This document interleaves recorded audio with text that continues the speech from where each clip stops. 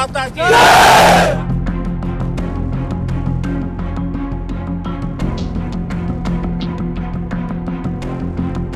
জুলাই আন্দোলনের পর থেকেই বাংলাদেশ ভারত সম্পর্ক বেশ একটা ভালো যাচ্ছে না। রাজনৈতিক ও কূটনৈতিক সিদ্ধান্তের পাশাপাশি সম্প্রতি ক্রিকেট খেলা নিয়ে উভয় দেশের মধ্যে যেসব জটিলতা দেখা দিয়েছে তাও সম্পর্কের অবনতিকে আরও ত্বরান্বিত করেছে। বিশেষজ্ঞরা বলছেন, পারস্পরিক বিশ্বাসের অভাব ও দূরত্ব বৃদ্ধি দেশের স্বার্থে উদ্বেগজনক পরিস্থিতি সৃষ্টি করছে। সম্প্রতি ভারত বাংলাদেশের 3 পাশে 5টি বিমান ঘাঁটি সচল করেছে।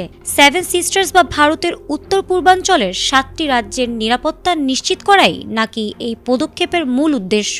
তবে ভারতের এই তৎপরতার পেছনে বাংলাদেশের রংপুর বিভাগের লালমনিরহাট বিমান ঘাঁটি পুনর্নির্মাণের উদ্যোগকে একটি বড় কারণ হিসেবে দেখছেন প্রতিরক্ষা বিশ্লেষকরা। এই বিমান ঘাঁটিটি ভারতের শিলিগুড়ি করিডোরের খুব কাছাকাছি অবস্থিত হওয়ায় ভারতের সামরিক মহলে উদ্বেগ তৈরি হয়েছে। যদিও বাংলাদেশ সরকার জানিয়েছেন, এই বিমান ঘাঁটি শুধু নিজস্ব জাতীয় প্রয়োজনে ব্যবহৃত হবে। ভারতীয় সংবাদ মাধ্যম থেকে জানা গেছে, ঘাঁটিগুলো সচল করার মাধ্যমে ভারতের লক্ষ্য সেভেন সিস্টার্সে দ্রুত রসদ ও সেনা পৌঁছানো এবং আকাশপথে নিরাপত্তা নিশ্চিত করা। তবে সীমান্তের এত কাছে এই শক্তিশালী ঘাঁটিগুলো স্থাপনের ফলে বাংলাদেশের আকাশসীমা ও অভ্যন্তরীণ সামরিক গতিবিধি ভারতের নজরদারিতে চলে এসেছে।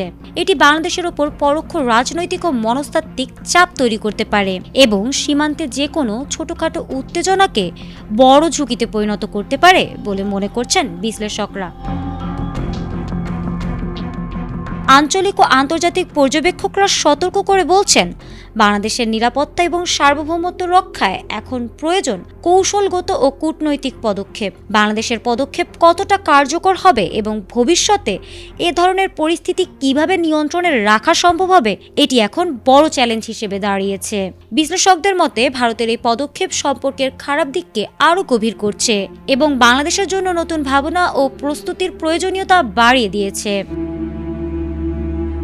ফারহানা হক, ATN বাংলা।